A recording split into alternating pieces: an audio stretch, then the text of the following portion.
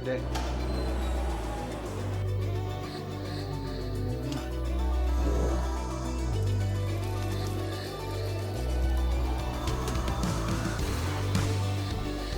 We're about to embark on the journey of a lifetime, and this adventure is going to take us all over the world as we hear stories and talk about ideas that you will never forget. Alpha is a series of sessions designed to engage us in a conversation about some of life's most important questions. This isn't going to be a lecture where we do all the talking. It's a conversation. Everyone will have a chance to ask questions and share their thoughts. We're so excited to go on this adventure with you. But before we go any further, I'm Jason, and this is Ben, and we want to welcome you to Alpha.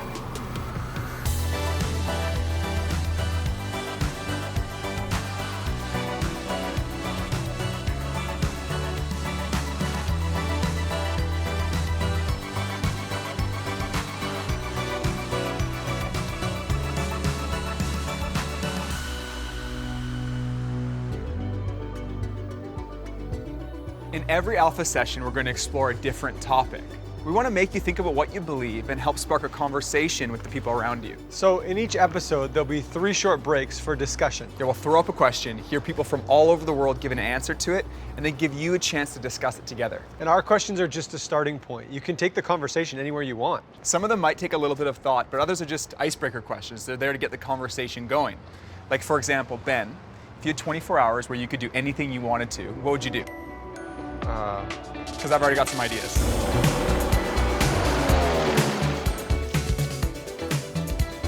Wait, could I bring friends? As many as you want.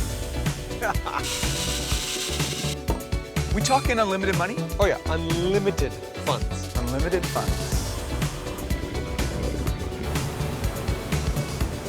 I don't think this is a good idea. It's a bad idea. Pick another one.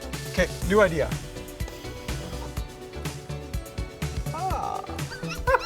I don't know. I'd play with a bunch of tigers. Okay, I'm just gonna spitball now. Okay. Thinking out of a helicopter. Yeah. In a snowmobile. Okay, Down a mountain. yeah. Off a cliff. Parachute. Sticks the landing.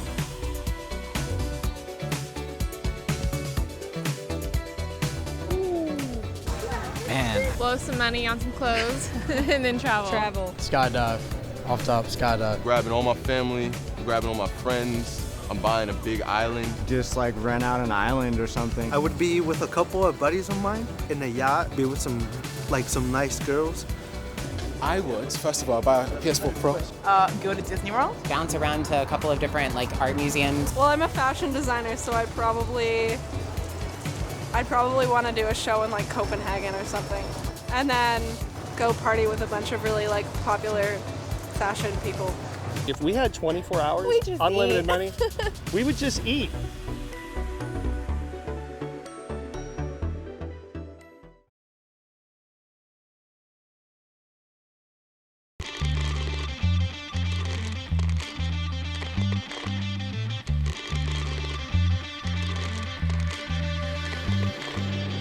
Life is busy. Tons of things happen in our lives every day. And in a 24-hour period, we ask ourselves so many different questions like, what should I eat? What should I wear? Or who should I hang out with? Sometimes we ask bigger questions like, what do I want to be when I grow up? Who will I marry? Or where will I live? But every once in a while, we ask ourselves those even bigger questions. Questions like, why am I here? What's my purpose? And is there more to life than this? The reality is, there aren't a lot of places we can go to explore life's biggest questions. So on Alpha, we want to create a space where we can talk about those kind of questions in a way that's open and honest. In each session, Jason and I will look at a different topic, and we'll talk about it from a Christian perspective.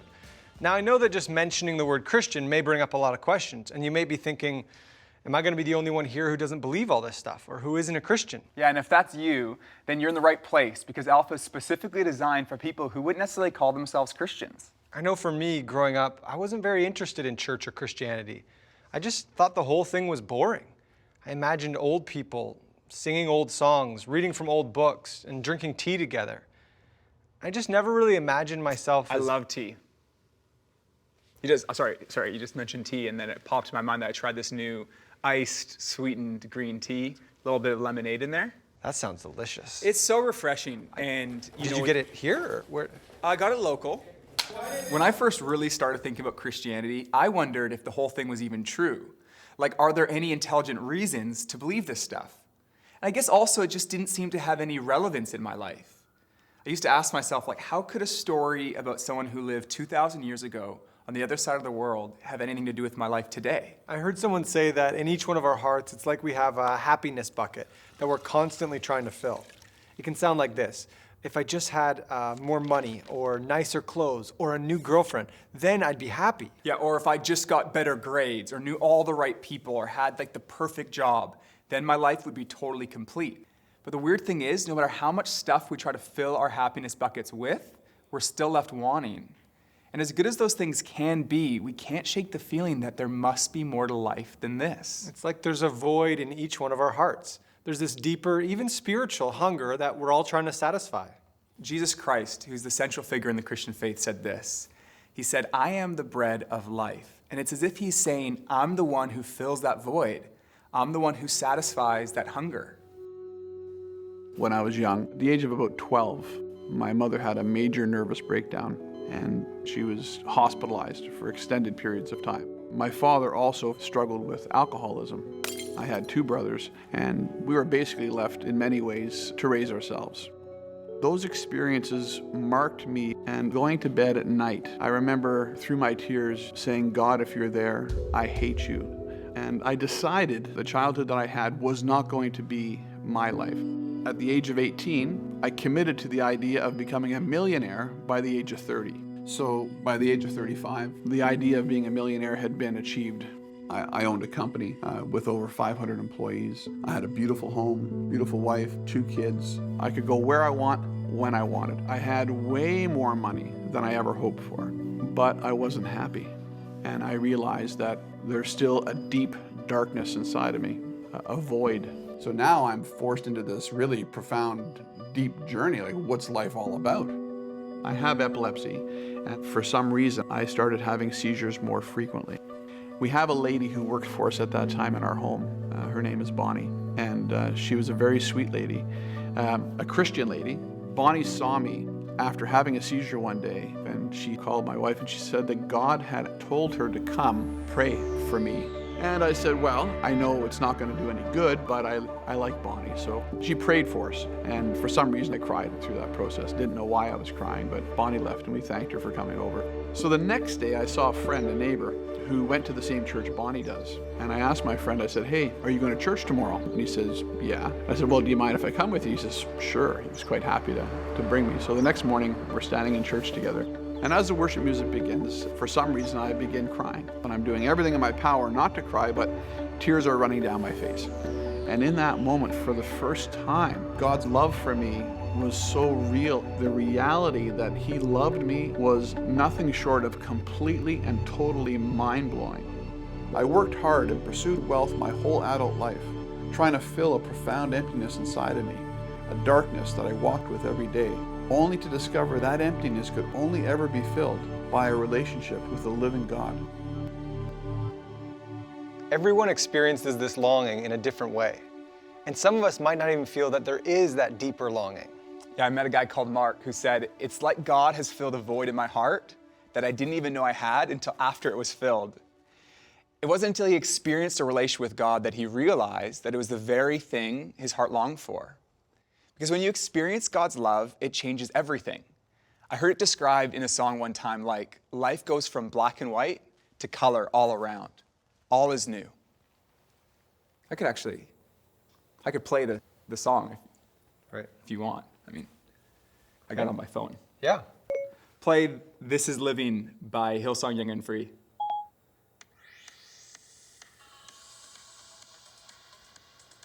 Could you guys make it so they can hear it as well? You can? They're gonna. Perfect. Waking up knowing there's a reason. Coming home to see Mom cook some nice, delicious African foods. I love food. Food, mostly. Gorditas. Eating. Oh man, marijuana, women. Mainly music. Women that smoke marijuana. My cat. Her name's Gumbo. Being outdoors. Animals. Honestly, music. Time with family. Money. Music makes me happy. Animals. I guess you can't really like buy happiness, but you can buy things that make you happy, kind of. Shopping. Being with her. Coffee. Other people laughing. Like, that's just fun, isn't it? Especially like people that have ridiculous laughs. This is living now.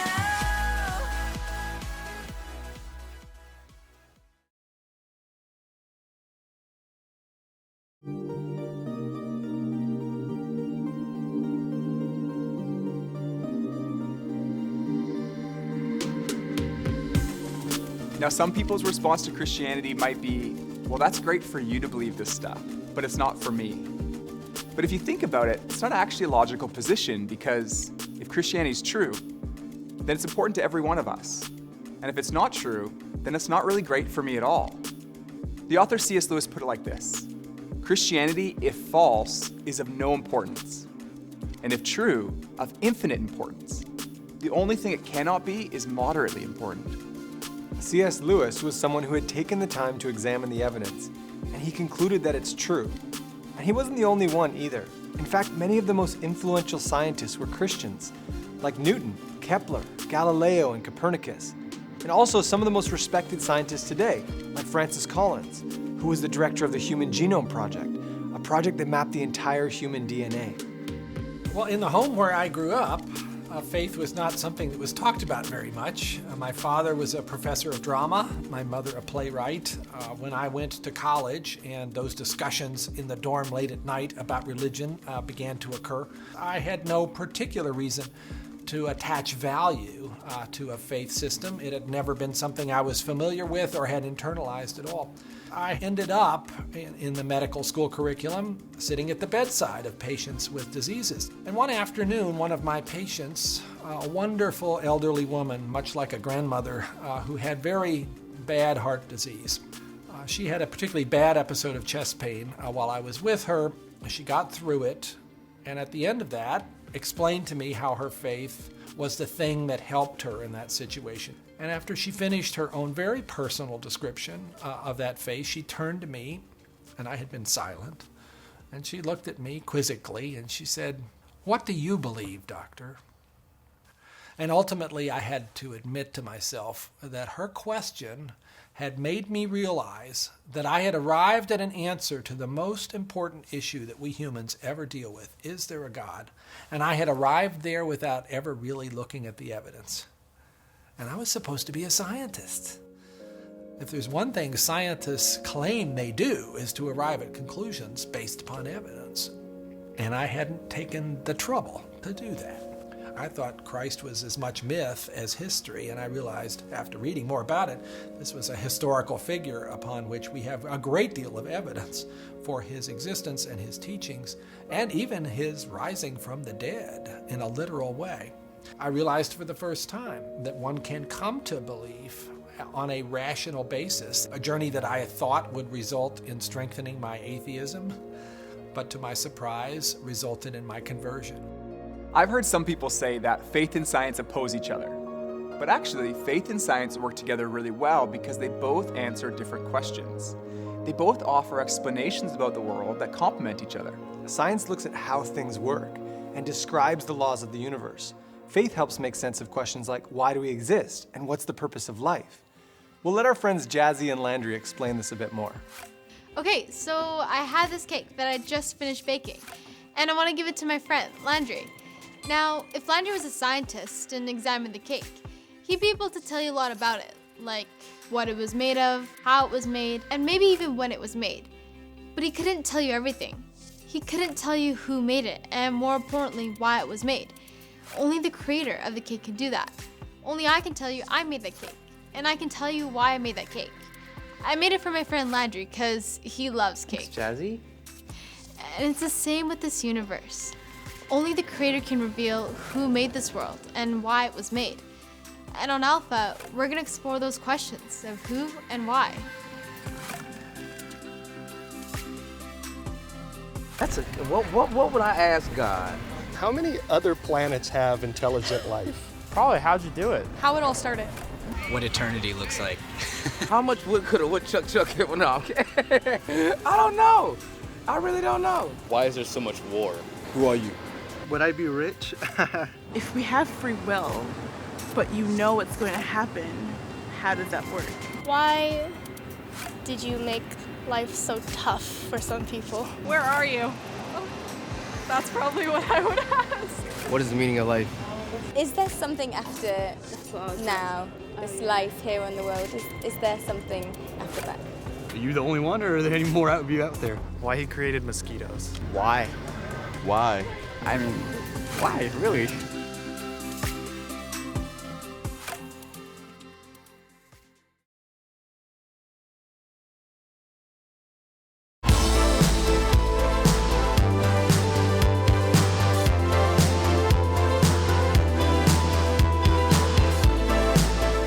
One of the most significant things that Jesus said was, I am the way and the truth and the life. No one comes to the Father except through me. Yeah, when Jesus said, I am the way, he's saying, I am the way to a loving and lasting relationship with God. A relationship that fulfills that longing we all have to be loved and accepted. When Jesus says, I am the truth, he's not just talking about head knowledge, like memorizing a list of facts about God. It's heart knowledge too. He's saying that truth is personal. You can know God personally. Yeah, it's the difference between knowing facts about someone and actually knowing them. Imagine for a moment that I didn't know Ben personally, but I started following him on social media. I'd find out pretty quick that he's surprisingly tall. He's an unusually good dancer, and he's average at sports. Well, you'd also find out he's handsome, he loves his grandma, he's a proud uncle and godfather. And right. And even if I looked at every single one of Ben's posts, that would just be head knowledge. And that's way different than the personal experience of being friends with Ben for the past 15 years. And what Jesus is saying is that it's possible for us to know God like that, like we know a real friend. And understanding this, like realizing this about Christianity, changed everything for me. I used to think that Christianity had no relevance in my life, but now it's the opposite. Nothing has had a bigger impact on my life today than my relationship with God. Lastly, Jesus says, I am the life. Ultimately, he's saying that he is the only one who can truly give you full life. Not that it'll all be easy, but that in him we find a life of meaning and fulfillment, a life without guilt or shame. Yeah, we all know those feelings of guilt.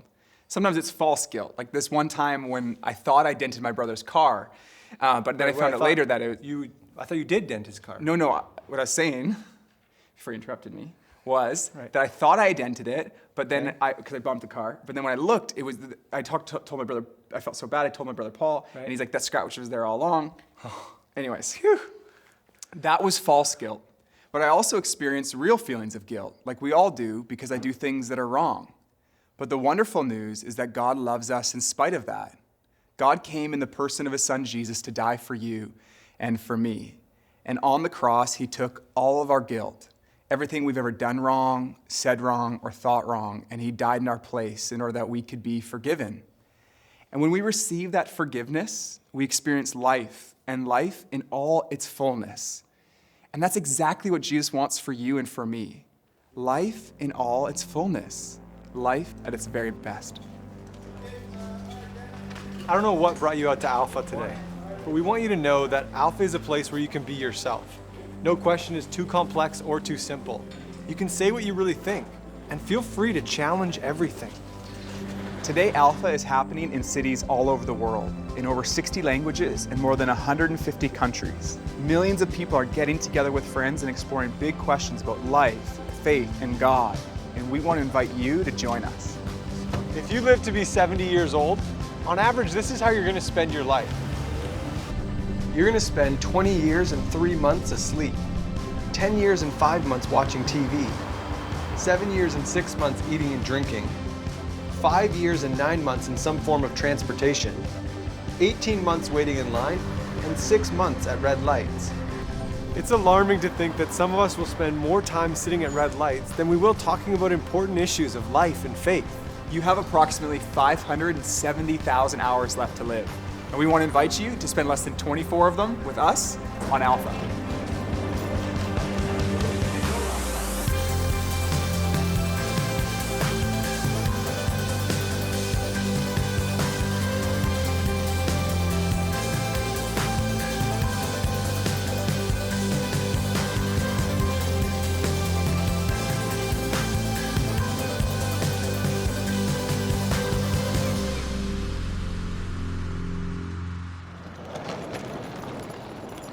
Bro, what time's our flight at? 6. That's 5 hours from now. What would we do for 5 hours?